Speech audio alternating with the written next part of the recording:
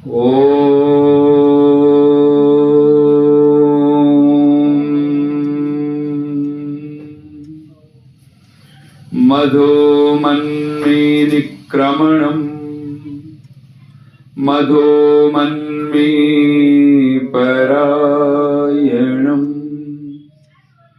वाचा वदामि मधुमत् भूयासं मधुसन्दृशः।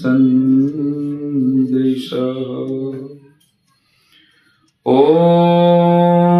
नमः संभवाय च मयोभवाय च नमः शङ्कराय च मयस्कराय च नमः शिवाय च शिवतराय च।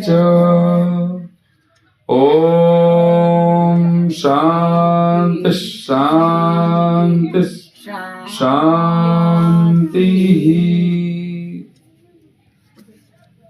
जयपुर महानगर के इस पावन नगर में, मालवीय नगर में और इस वेद वाटिका में मुनि जी के आपके पावन निवास स्थान पर माता जी आप उपस्थित सभी धर्मप्रिय सज्जनों, मातृशक्ति और बहुत सुंदर बेटी ने अपना स्वस्ति वचन सुनाया है, तो बहुत सारी शुभकामनाओं के साथ आइए कुछ पंक्तियां गुनगुना लेते हैं प्रारंभ में। शरण प्रभु की आवो रे, यही समय है प्यारे। यही समय का मतलब ये सुबह का समय, ये मनुष्य जीवन रूपी जो समय मिला है, ये समय। शरण प्रभु की आवो रे, यही समय है प्यारे। आवो दर्शन पावो रे, यही समय है प्यारे। उदय हुआ प्रभु नाम का भानु, भानु नाम सूर्य का है। उदय हुआ प्रभु नाम का भानु, आवो दर्शन पाओ रे, यही समय है प्यारे। शरण प्रभु की आवो रे, यही समय है प्यारे। छल कपट और द्वेष को त्यागो, छल कपट और द्वेष को त्यागो, सत्य में चित्त लगाओ रे, यही समय है प्यारे। शरण प्रभु की आओ रे, यही समय है प्यारे।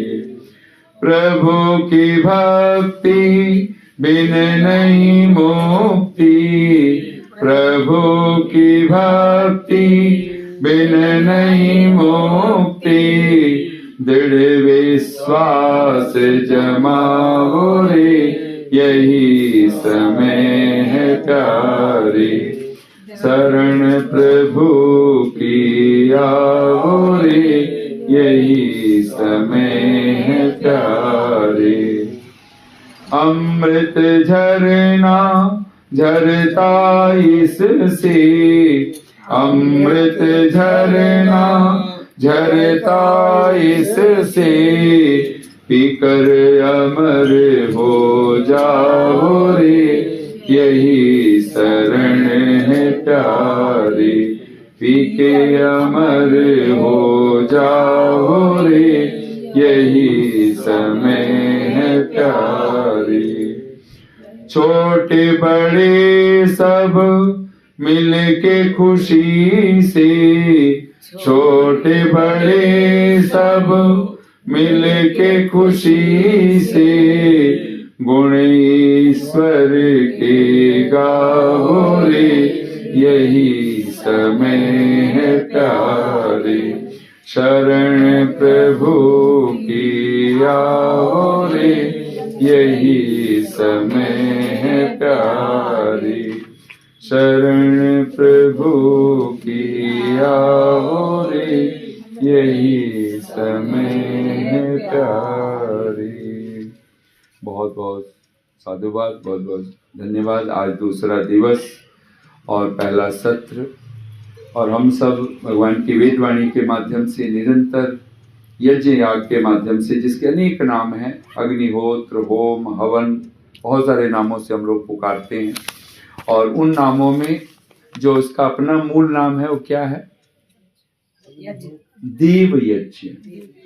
इसका जो अपना नाम है, इस हवन का, होम का, अग्निहोत्र का, इसका नाम है देव यज्ञ।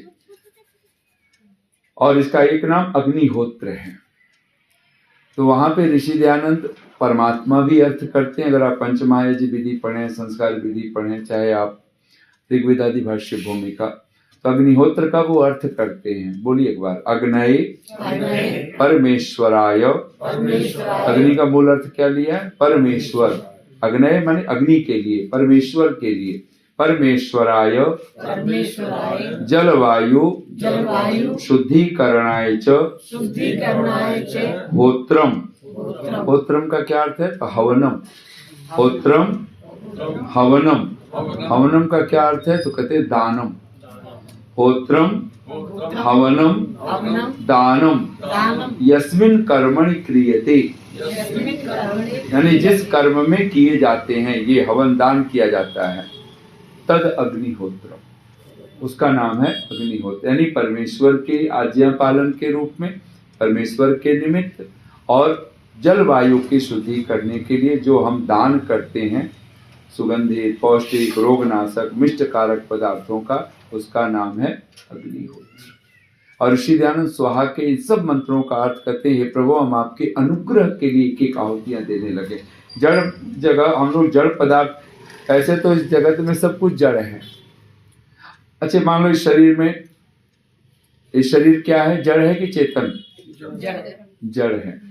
गाड़ी, एक साधु को हमने सुना, मुझे भी अच्छा लगा, और हमारे बहुत बड़े संत साधु, पूरा समाज है, तो कहते हैं गाड़ी चलती हुई भी जड़ है, और गाड़ी जब खड़ी हो तभी भी जड़ है। क्योंकि उसमें बैठा चालक होता है, आने वाले दिनों में रिमोट से चलेगा तो तभी भी जड़ होगी। रिमोट भी किसी ने चलाने वाला कोई और है, जो कहीं से ऑपरेट किया जा रहा है। ऐसा नहीं हो सकता कि बिना चेतन के कोई चीज अपने आप चल रही है, और अपने आप चलेगी तो फिर वो बेतरतीब होगी, उसमें नियम नहीं हो सकता। इसको धुआं नहीं करने देना, वो जले ना जले उससे कोई फर्क नहीं, उसको फिर उसको नहीं कुछ करना था, उसको इसको छेड़ना नहीं। तो सबसे पहले भगवान से प्रार्थना हम करें, ये जो गाड़ी है चलती हुई भी जड़ अवस्था में है, और जब नहीं चल रही है तभी भी जड़ अवस्था में।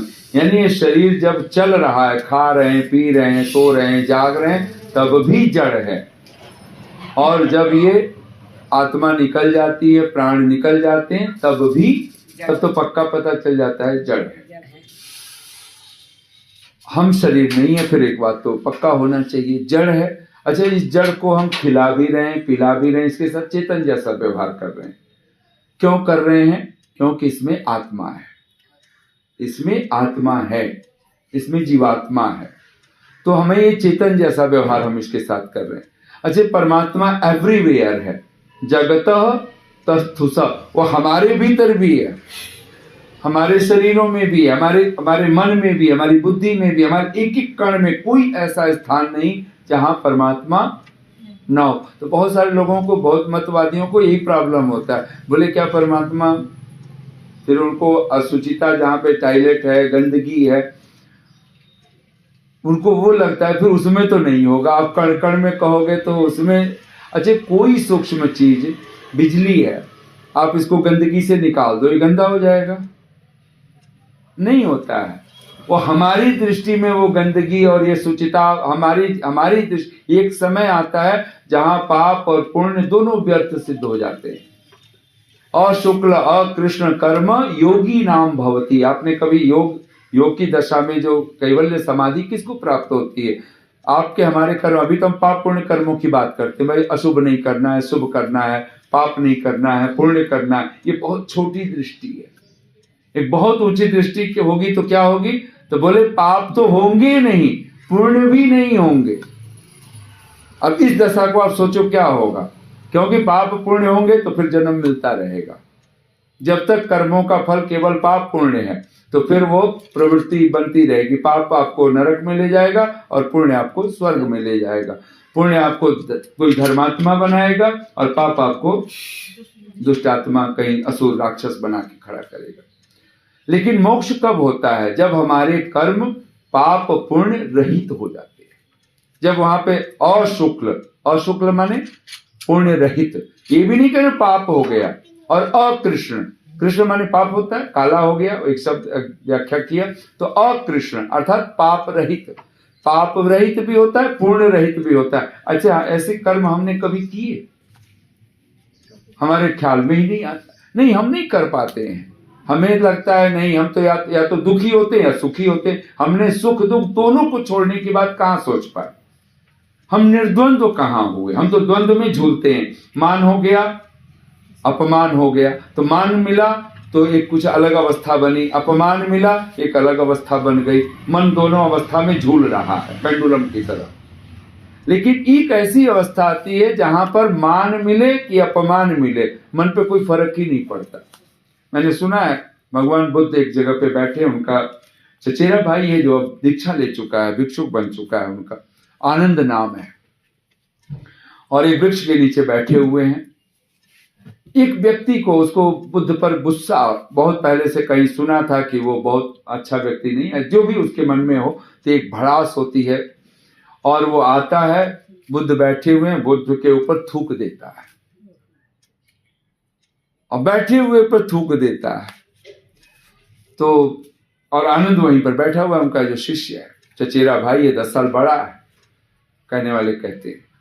अब बुद्ध ने जैसे ही बुद्ध के ऊपर थूका, अब बुद्ध एक चादर लपेटते थे, शरीर पर डालते थे, तो कहते हैं कि वो थूक करके बहुत गुस्से में, इतना गुस्से में, जब आदमी बहुत गुस्सा होता है ना, कुछ कह नहीं पाता, तो कुछ ना कुछ वो बोल के नहीं कह पाता, तो एक्टिंग करता है, हाथ से कुछ चला देगा। जब बहुत गुस्सा आता है तो क्या करता है, हम हाथ पांव चला देते हैं, थूक देते हैं, कुछ भी कर सकते हैं।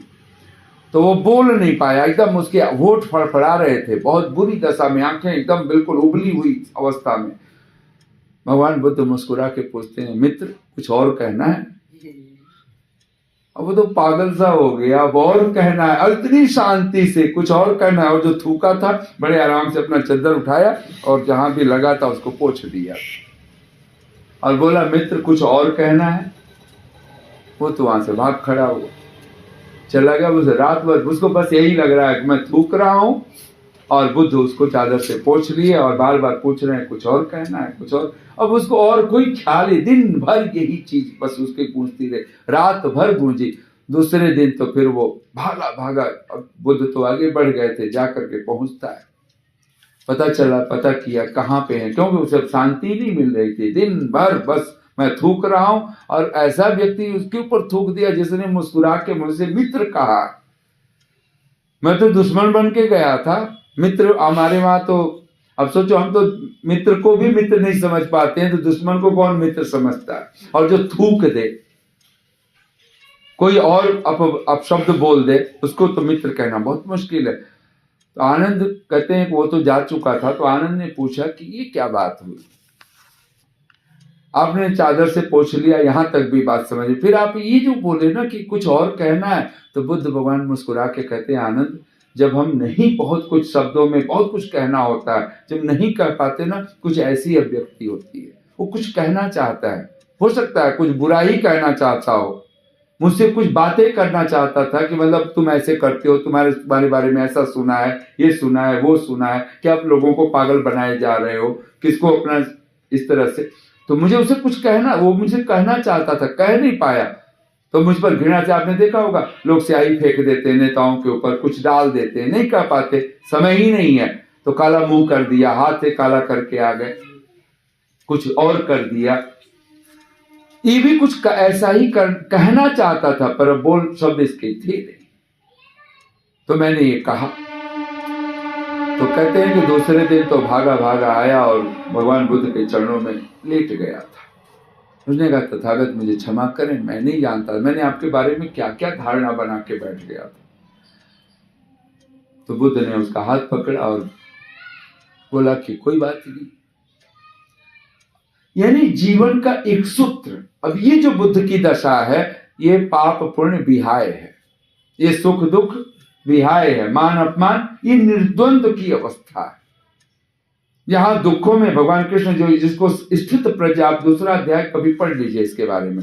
ये पूरा योग विद्या क्या है, ये यजुर्वेद जो भगवत गीता का जो दूसरा अध्याय है, जहां अर्जुन पूछता है स्थित प्रज्ञस्य का भाषा समाधिस्तस्य केशव किम प्रभाषेत किम ब्रजेत, माने वो कैसे बोलता है, कैसे किम आसीत, कैसे बैठता है, कैसे चलता है, ब्रजेत। अब भगवान ने ऐसे नहीं बोला वो ऐसे खाता है, ऐसे पीता है, ऐसे उठता है, ऐसे बैठता है। वो पहला जो मुझे श्लोक शायद स्मरण पहला ही होना चाहिए। भगवान कहते हैं दुखेषु अनुद्विग्न मना, जो दुखों में उद्विग्न नहीं होता है। दुख आ गए वो तटस्थ होकर के, जैसे कोई पिक्चर देखता है, हम पिक्चरों से भी हम तो इतने प्रभावित होते हैं, उसमें हीरो कुछ रो रहा है, हम रोने लग जाते हैं। कोई घटना घट गई, कोई ऐसे संवेदनशील अवस्था आई, हमारे भी आंसू निकलने लग जाते हैं। हम भी जैसे मान लो हम वहीं पे जुड़ जाते हैं, हम सोचते अगर हमारा बस चलता हम जाते सांत्वना देने पहुंच जाते, अरे ठहरो ठहरो कोई बात नहीं, हमें पता चल रहा है कौन तुम्हारे साथ बुरा कर रहा है। लेकिन ये जो जैसे पिक्चर देखते हैं, जैसे तमाशबीन हम होकर के देखते हैं, ये अवस्था जब आ जाए और उसमें विचलित ना हो, उसमें प्रभावित ना हो, बस एक तमाशा की तरह, एक बिल्कुल ठीक है सामने नदी बह रही है ना, हम उसमें क्या कर सकते हैं, नदी बह रही है, हम नदी के किनारे बैठे हैं, हो सकता है नदी में पांव लटका लें, पानी हमारा स्पर्श भी कर रहा हो, पांव को छू रहा हो, लेकिन जल बह रहा है, मैं तटस्थ हूं।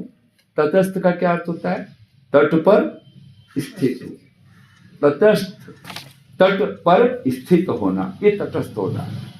उतरना नहीं है, नदी में नहीं उतरना है, उसको बांध नहीं बनानी है, उसको रोकना नहीं है, उसको कुछ रोकना, उसके साथ कोई मल्ल युद्ध नहीं करना है, जो हो रहा है होने देना है। एक मन की दशा में होना चाहिए। और पुरुषार्थ क्या होगा, तो फिर वहां पर कहते हैं दुखेषु, दुखों में जो क्या नहीं होता है, ऐसा नहीं वो कुछ कर नहीं रहा है, लेकिन जो कुछ कर रहा है वो तटस्थ होकर के कर रहा है, उदासीन होकर के, उदासीन ऊपर बैठ कर। एक तो उदासीन का अर्थ हम लगाते हैं उदास, उदास मतलब निराश हताश, ये अर्थ लेकर के बैठे। एक उदास शब्द का अर्थ है उदास, वो कहीं ऊपर बैठ गया, अब देख रहा है बस। आप सुना है मैंने कि गुरु नानक देव का एक बेटा हुआ, वो उसने उदासीन संप्रदाय चलाया, वो अलग से उदासी नाम ही रख दिया, उदासी। वो उदास ऊपर उठ करके बैठा हुआ होता है, वहां से सब साफ साफ दिखाई देता है बस क्या हो रहा है कैसे। तो कहते हैं दुखेषु अनुद्विग्न मनाः, जो दुखों में भी अनुद्विग्न मना, जिसका मन कैसा है, उद्विग्न नहीं होता है, अनुद्विग्न है। और सुखेषु विगत स्पृह, और सुखों में जब सुख आने लगे, बहुत मान सम्मान, उसके बहुत तरह की खुशियां, बहुत तरह के धन साम्राज्य संपदा उपलब्ध होने लगे, तो कहते हैं विगत स्पृह, उसकी कोई स्पृहा, स्पृहा मतलब लालसा तृष्णा, अरे नहीं ये होना ही चाहिए, बहुत अच्छा है मेरे साथ, तो बिल्कुल मेरा यही भाग्य है, मेरा पुरुष नहीं, कुछ नहीं। वो उस समय भी निष्प्रिय बन करके रहता है, निष्प्रिय इसको बोलते हैं, स्पृहा रहित, सुखेषु विगत स्पृह। और ये योगी का लक्षण है निष्प्रिय होना। स्पृहा, स्पृहा इसी को तृष्णा भी कहते हैं, इसी को लालसा भी कहते हैं, ये प्यास की तरह, बस हम उसको बार बार वो चीज देखना चाहते हैं। तो किसको किसकी प्रति निष्प्रिय होना है, ये जो संसार के शब्द स्पर्श रूप रस गंध, हमेशा ये स्पष्ट होना चाहिए। सुख हम किस में ढूंढ रहे हैं, जो इंद्रियों से अनुभव करते हैं सुख दुख, इंद्रियां ही अब हमें सुख दुख का भोग कराती हैं। अब इसका अर्थ ये भी नहीं है उसका वो सेंसिटिव होगा उसको एक पता भी, लेकिन मन में वो एक क्षण घटना घटती रहेगी कि मन में एक जगह आ जाएगा, वो वहां पे धारणा बनी रहेगी कि ठीक है सुख आया, वो सुख को भगाने में नहीं लगेगा कि सुख भगाओ। हम लोग क्या सोचते हैं, इस कार सोचते हैं अब निष्प्रिय होना है, सुख के प्रति तृष्णा नहीं रखना है, तो अब सुखों से भगाओ, धन भगा दो, पत्नी भगा दो, पति भगा दो, बच्चों को भगाओ, हमें तो लालसा ही नहीं रखनी, हमें तो इनको चाहिए ही नहीं, हमें तो मिले ना मिले, धन आ रहा है, अरे रोको रोको रोको, तो फिर निष्प्रिय नहीं हो गए। आ रहा है आए, जा रहा है जाए, गतासूंश्च नानुशोचन्ति पंडिता। ये जो पंडित है वो योगी है, जिसके लिए भगवान अर्जुन के लिए कहते हैं कि प्रज्ञावादांश, भाष्य बातें तो तू पंडितों की कर रहा है, बातें तो तू विद्वानों की कर रहा है, बातें तो तू योगियों की कर रहा है, और जबकि योगी होते कौन है? गतासुन, गत असुन जिसके प्राण चले गए, और आगत असुन जिनके प्राण हैं, अर्थात जो जीवित हैं अथवा जिनके शरीर नहीं है। नानुशोचन्ति पंडिता, जो शोक दोनों के लिए नहीं करता है तो भी, नहीं है तो भी। तत्र का परिदेवना, वहां कौन सा शोक, कौन सी चिंता। तब यहां पर स्थित प्रज्ञ जिसको कहा गया है, अशुक्ल अकृष्ण कर्म योगी नाम भवति, यहां तक पहुंचना है। अगर कर्म हमारे ऐसे हो गए, इसी को निष्काम, इसको बहुत आसान भाषा में, ऐसा नहीं ये कठिन बड़े शब्द है, इसको आसानी से क्या कहा गया? निष्काम कर्म। हमने फिर वो अर्थ समझ में ही नहीं आता, हमें निष्काम कर्म हमें समझा ही। लेकिन अगर सुख दुख दोनों बराबर हो जाए, हानि लाभ बराबर हो जाए, मान सम्मान बराबर हो जाए, जीत हार बराबर हो जाए, जीवन मृत्यु बराबर हो जाए, तो जो कर्म होगा फिर वो क्या होगा? निष्काम हो जाएगा। और शुक्ल और कृष्ण कह रहे हैं, इसका अर्थ क्या है? निष्काम। अब जो कर्म करोगे आपको कोई फल चाहिए नहीं, न चाहिए नहीं की बात छोड़ो, फल आपका वो कर्म फल लाएगा, लेकिन वो फल फिर क्या मिलने लग जाएगा? वो मोक्ष की तरफ लेके जाने वाला हो जाएगा।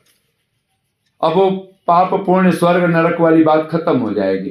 भाई वो अकाउंट में, जैसे एक आपने सुना होगा, एक मैंने कथा सुनी कि एक सेवक बन गया किसी व्यक्ति का, किसी धनपति का, और उसने ऐसी सेवा करनी शुरू की, उनके लिए हर पल खाने का, पीने का, बैठने का, उठने का सब।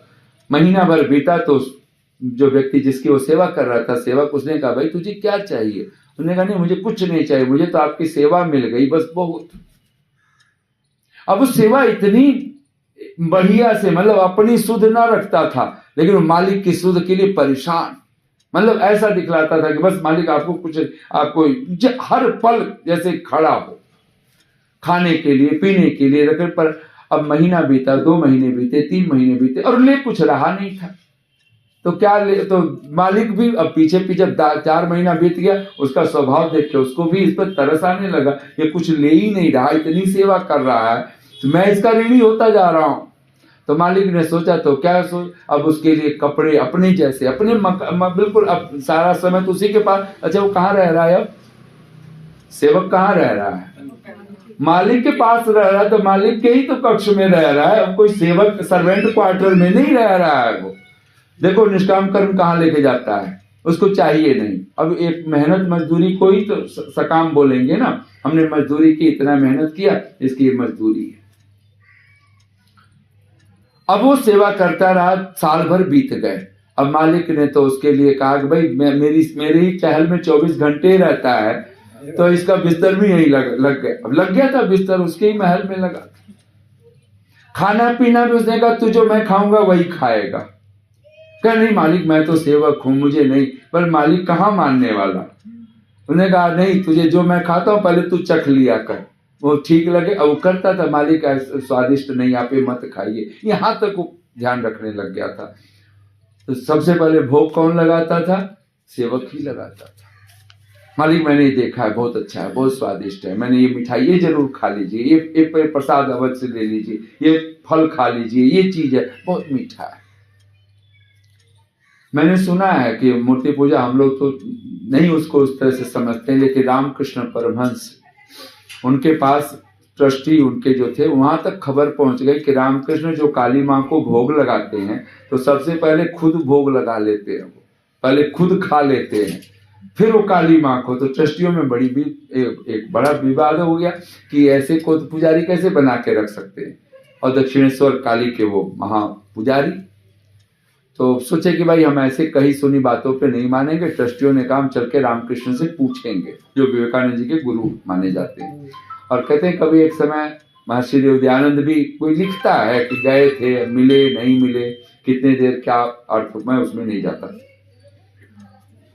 तो रामकृष्ण से पूछा गया, ट्रस्टियों ने सारे इकट्ठे होकर पूछे कि हाथ जोड़ के बोले रामकृष्ण माने परमहंस, क्या आप ऐसा करते हैं, सुना है आपके बारे में कि आप भोग लगाते हो, वस्त्र पहनाते हो काली माँ को, तो पहले वस्त्र आप अपने ऊपर डालते हो, फिर उसके बाद काली माँ को पहनाते हो। आप जो भी कुछ करते हो सबसे पहले भोग लगाते हो, पहले खुद चख लेते हो, फिर भोग लगाते हो। और मूर्ति पूजा के इतिहास में पहला व्यक्ति रामकृष्ण परमहंस है। तो रामकृष्ण कोई घबराए नहीं, करे भेद खुल गया है तो कोई बात हो गई, नहीं, मुस्कुरा के कहते हाँ मैं तो ये करता हूं, इस क्या बात हो गई। तो बोले ऐसे क्यों करते हैं आप, ऐसा तो कोई नहीं करता, कोई भोग लगाता है सबसे पहले भगवान को ही भोग लगाया जाता है, आप खुद भोग लगा लेते हो। बोले मेरी माँ, मैं जब छोटा था तो मेरी माँ मुझे कहती थी बेटा किसी को कुछ देना तो पहले उसे देख लेना, अगर वो तुम्हारे लिए अच्छा है तभी उसको देना, नहीं तो मत देना।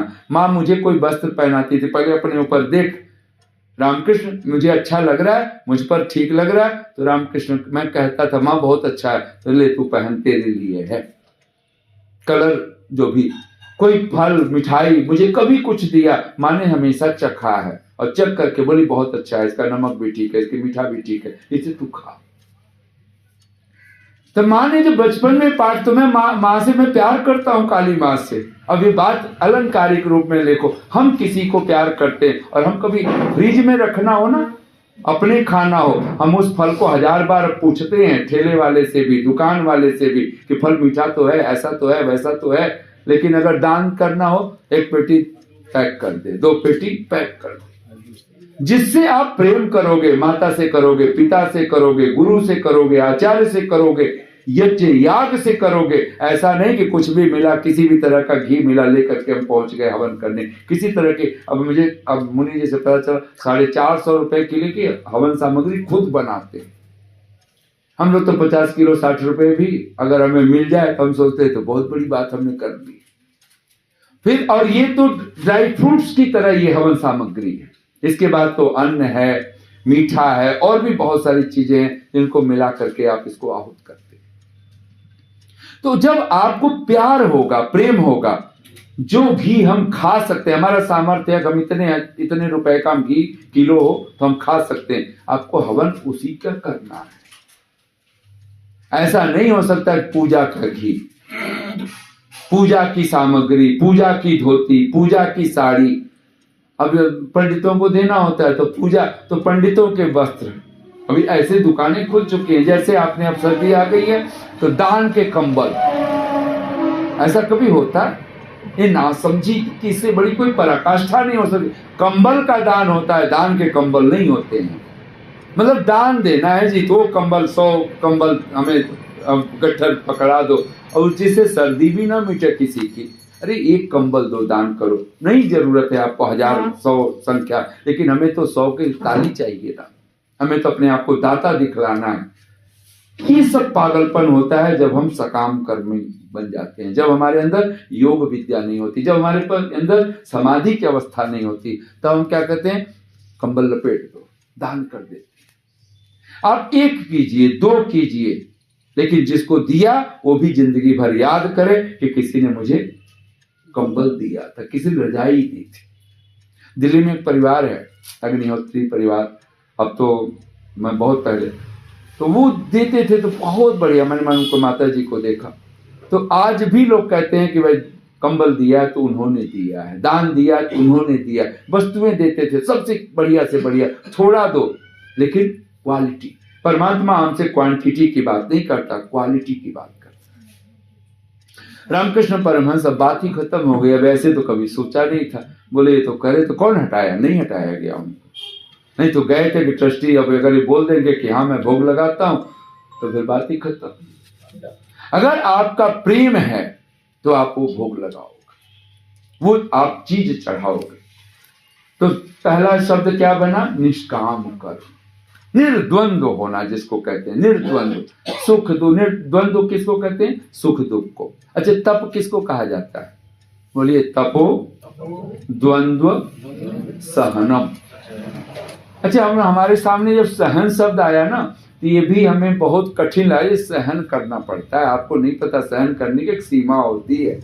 ऐसे कहते हैं ना हम लोग, अरे सहन अब इतना बोला है, सहन ही नहीं होता, बर्दाश्त। हमने उसके लिए एक अलग शब्द बना लिया, ये भी अरबी फारसी किसी भाषा का। बर्दाश्त नहीं होता जी, बर्दाश्त के बाहर हो गई बात। अब बेटा ऐसे सुना रहा है, बहू सुना रही है, सास सुना रही है, फला सुना रही, अब ये बर्दाश्त नहीं होता है, सहन। और गोस्वामी तुलसीदास जी का मुझे एक शब्द है, मुझे बहुत प्यारा लगता है। वो क्या कहते हैं? बोलिए, तप सुखप्रद दुख दोष नसावा। इतना शब्द पर्याप्त है। ये पूरा एक सूत्र की तरह है, जो भगवान पतंजलि का सूत्र है ना, साधन पाद में अगर आप पढ़ें तो कहते हैं, तपः स्वाध्याय ईश्वर प्रणिधानानि क्रिया योग। बोलिए एक वाक्य, तपः स्वाध्याय ईश्वर प्रणिधानानि क्रिया योग। कहते हैं क्रियात्मक योग है, ये क्रियाएं ही, क्रिया एवं योग। इसमें जो समास है ये कहते हैं क्रियात्मक योग क्या है। माने अब आपको आज ख्याल आ जाए कि मुझे योगी बनना है, मुझे योग करना है, मुझे समाधि साधना है, मुझे समाधि अवस्था में पहुंचना है, तो अब क्या करोगे? जैसे कल मैंने पूछा था धर्म करना है तो क्या करोगे? याद है, धर्म करना है तो क्या करेंगे? वेद के साथ हो जाएंगे। हाँ, ये चीज आना चाहिए। और वेद पढ़ेंगे तो क्या होगा? ऋषि दयानंद क्या कहते हैं मुनि जी? वेद पढ़ेंगे तो क्या होगा? धर्म होगा, धर्मात्मा होगा। वेद पढ़ेंगे तो क्या होगा? ईश्वर की पूजा होगी, ईश्वर का सत्कार। जब वेद मंत्र आप पढ़ते हो उससे ईश्वर का सत्कार होता है, ईश्वर की उपासना होती है। हम भगवान की बात, हम लोग बोले अरे इसे तो समय शब्दों में खपा रहे हैं, कागजों में खपा रहे हैं, ये शब्द ही तो हैं, ये व्याख्या बैठ गए। नहीं भाई, ये भगवान के शब्द हैं, ये किसी इंसान के शब्द नहीं है, किसी दुनिया के शब्द नहीं है, दुनिया जहान के नहीं है। लाखों गीत गाने, उस पर आज हम लोग डांस कर रहे हैं, नाच रहे हैं, कूद रहे हैं, उछल रहे हैं, सबको पता है व्यर्थ कर रहे हैं, अपने आप को थका रहे हैं, लेकिन भगवान के शब्दों पर कोई ख्याल नहीं है। वो तो लगता है कि हम अपने समय को बर्बाद कर रहे हैं। अच्छा, जहां बर्बाद कर रहे हैं उसको सार्थक समझ रहे हैं, घंटों घंटों खड़े होकर के झूम रहे हैं, नाच रहे हैं और नशे कर रहे हैं। वहां पर नशे कर करके पागलपन में जी वहां पर आप जान के हैरान होंगे कि ये जो अंग्रेजों ने सिखाया ना, बी पंक्चुअल, समय की बात, इससे बड़ी ना समझे कुछ। आप ऐसे लिखने वालों ने लिखा जो बहुत एक एक सेकंड पे जीते थे, उनका 24 घंटे में से उनके अगर आप कह दो वो जो समय पे जो काम करें, लेकिन उनके घंटों कहाँ बर्बाद होते थे? नींद में, आलस्य में, नशे करने में उनके व्यतीत हुए। वो पागलपन जिसके आज हम तो बता भी नहीं सकते कि वो आजकल क्या पागलपन इस समय जगत में हो रहा है। और उनका, और उसी में हाँ झूमना है। वहां पे समय की जरूरत, पाबंदी नहीं है। आप जुआ खेलने लग गए, मतलब कैसीनो बार में पहुंच गए, वहां कोई समय देखता है? आप वहां कोई कुछ भी करो, अगर शराबी के साथ बैठ गए आप, आपके 2-4 दोस्त यार बैठ गए, वहां कोई घड़ी देखता है कि भाई अब इतनी देर हो गई, अब इतनी देर ही बैठना है? बस कहाँ देर होती है? मीटिंग करो तो देरी, सभा करो तो देरी, सत्संग करो तो देरी, हवन करो तो देरी। और जब होना क्या, यहाँ प्रेम होना चाहिए। माँ के पास बैठो, घड़ी देख करके थोड़े बैठना है। पिता के पास बैठो, घड़ी देख के, हाँ एक ठीक है मुझे कहीं जाना है, एक पछतावा रहे कि मैं थोड़ा देर और बच्चे के साथ बैठ लेता, मैं पिताजी के साथ और थोड़ी देर बैठ लेती। ये जो पछतावा है ये आपका प्रेम बनेगा। मैं और अच्छा होता कि मैं हवन में इतना देर और बैठता और आहुतियां देता, पर चलो एक पछतावा होता है। वो पछतावा लेकर के अगर आप निकलते हो तो उसका नाम प्रेम है। गोस्वामी तुलसीदास जी कहते हैं तप सुखप्रद। तप कैसा होता है? सुखप्रद माने सुख देने वाला। तप सुखप्रद, और क्या कहते हैं, दुख दोष नसावा। दुख और दोष दोनों को नष्ट कर देने वाला हो। यानी अगर आपके जीवन में तप है तो दुख नहीं बचेंगे, दोष नहीं बचेगा, और चाहिए क्या फिर। अच्छा, हमारा तप हमें क्या करता है, दुखी करता है। हमें बोले आपको तपस्या करनी पड़ेगी, तो बोले जी आज हमें तपस्या। अच्छा, कौन सी तपस्या? तपस्या हम किसको मानते हैं? अरे ये तो दिन भर ना, अभी तो छठ पूजा गई है, 36 घंटे वाली, 24 घंटे वाली, पानी भी नहीं पीना है, ये भी नहीं खाना, वो भी। अच्छा, उसकी करने वाले कितनी संख्या में लोग हैं? आज इतनी बढ़ गए कि पूरा विश्व उससे प्रभावित हो गया, छठ पूजा। देखना, तप भी, देवता जो तप तपते हैं वो सात्विक तप तपते हैं, और असुर राक्षस का जो तप होता है उसको तप कहना भी ठीक नहीं है, और उन्हीं का तप होता है राजसिक होता है और तामसिक होता है। कोई कांटे पे लेटा हुआ, ये तमोगुण का तप है। कोई बिल्कुल अन्न दाना पानी छोड़ करके अपने आप को, आप क्या सोचते हो हम अन्न दाना पानी छोड़ दें तो फिर हम दुबले क्यों होते हैं, फिर हड्डी हड्डी में क्यों तब्दील हो जाते हैं? फिर शरीर ही खाना, जो भूख है ना, जो जठराग्नि है, वो फिर मांस खाना ही शुरू कर देती है। भले वो मुंह में नहीं पड़ता है, लेकिन धीरे धीरे आप 2 महीना 4 महीना 6 महीना। मैंने एक मजाक सुना है, एक संत के पास एक महिला गई, तो बड़ा थोड़ा स्थूल काय थी वो, और एज अभी बहुत छोटी थी, ज्यादा एज थी नहीं, संतान उनको कोई थी नहीं। संतान के लिए वो बार बार वो इधर उधर जाती थी, तो साधु के पास पहुंच गई थी। बोले महाराज कुछ कृपा कीजिए, कुछ मेरे भी गोद भर जाए, बच्चे या कोई संतान हो जाए। और संसार के लोग बहुत ताना बोली बोलते आजकल यहाँ पे ना, नहीं संतान गाली बना दी रखी, मतलब संतान हो गए और दुष्टों को पैदा कर दिया तो बड़े भाग्यशाली हो गए। और बोलना पड़ता है, इससे तो अच्छा होता तू पैदा ही नहीं होता, तू पैदा ही ना होती, तू मैं बांझ रहती। बहुत बार ऐसे माँ बाप ऐसे हैं, बोलते हैं वो, इससे तो अच्छा होता हम बांझ रहते, लेकिन तुझे नहीं होना था, ये नहीं होना था, मैं मर जाती, आदि आदि जो भी कुछ। अब वो महिला थी तो थोड़ी स्थूल काया थी शरीर का, और वो साधु बोले हाँ बोल क्या चाहती है? बोले बस महाराज कृपा कर दो, कुछ आशीर्वाद दे दीजिए, कुछ संतान हो जाए। तो महाराज सीरियस हो गए। अब साधु सीरियस हुए तो वो थोड़ी सी और सीरियस हो गई कि अभी लगता है अभी भी कोई आशीर्वाद मिलना नहीं है। बोले देख, मैं जहां तक तुझे देख रहा हूं तो बस महीने भर की मेहमान है। अब बोल, तुझे मेहमान महीने भर की है, महीने भर में कौन सी संतान होगी? तेरा जीवन ही बस महीने भर का लगता है। अब तो बस ऐसा चेहरा लटका उसका कि बस अब घर गई, और महीने भर में अब खाना पीना, दाना पानी, ये भाग दौड़, अब कितना उछल कूद था। भले स्थूल काया थी, लेकिन मन में इच्छाएं तो बहुत। अब खाना खा ही नहीं पा रही, महीना भर सामने, महीना 1 ही महीना बचा हो, और वो साधु पर भी भरोसा था, बस अब 1 महीने का जीवन है। अब बस एकदम ऐसे जब महीने भर बाद सोची कि मरना ही है, फिर वो महाराज के पास पहुंची, और महाराज के पास तो पहुंची तो एकदम दुबली पतली हो गई थी। और वो आते ही अब माथा टेका, उसने कहा महाराज आशीर्वाद दो कि बस अब प्राण पखेरु उड़ने ही वाले हैं, तो ठीक ठाक। बोले जा, जो तेरी इच्छा थी ना वो पूरी हो जाएगी। और वो तो हैरान, बोले महाराज आप तो कह रहे थे कि प्राण छूटने वाले हैं, बस उसको विश्वास। बोले तू जा, बस तेरी इच्छा पूरी हो जाएगी। बस वो गई, फिर उसका प्राण अभी नहीं जा रहे हैं, ये बात भी हो गई। महाराज ने अपनी बात, दूसरी बात अब कह दी। उसने कहा मुझे क्या, मेरी इच्छा पूरी हो जाए, चलो ठीक है। फिर अब उसी भाव में आ गई, और सचमुच में 1 साल के अंदर वो बच्चा भी हो गया उसको। फिर वापस आई। बोले महाराज वो क्या बात थी जो पहली बार जब मैं पहुंची तो आपने कह दिया तू 1 ही महीने की मेहमान है। मैं तो एकदम मरणासन दशा में पहुंच गई थी, मैंने तो खाना पीना छोड़ दिया था, मैंने तो ये छोड़ दिया, मैंने वो छोड़ दिया, मैं तो जीने की आस छोड़ दी। और जब दोबारा मैं तो आशीर्वाद लेने पहुंच गई थी अचानक। तो क्या आप लोग भी झूठ बोलते हो?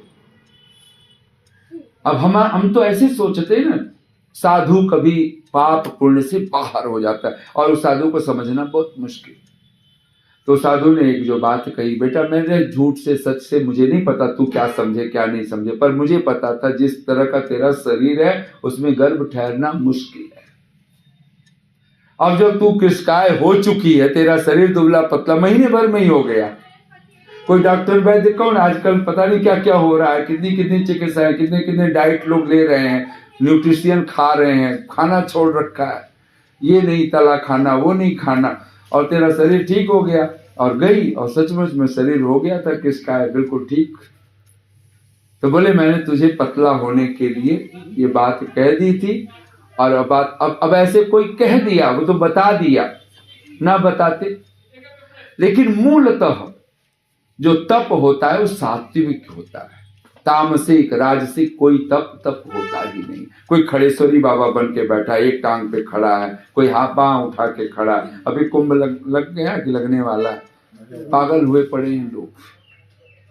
कोई नंगा हुआ है, कोई सोने चांदी में लिपटा पड़ा है, ये तपस्या नहीं है।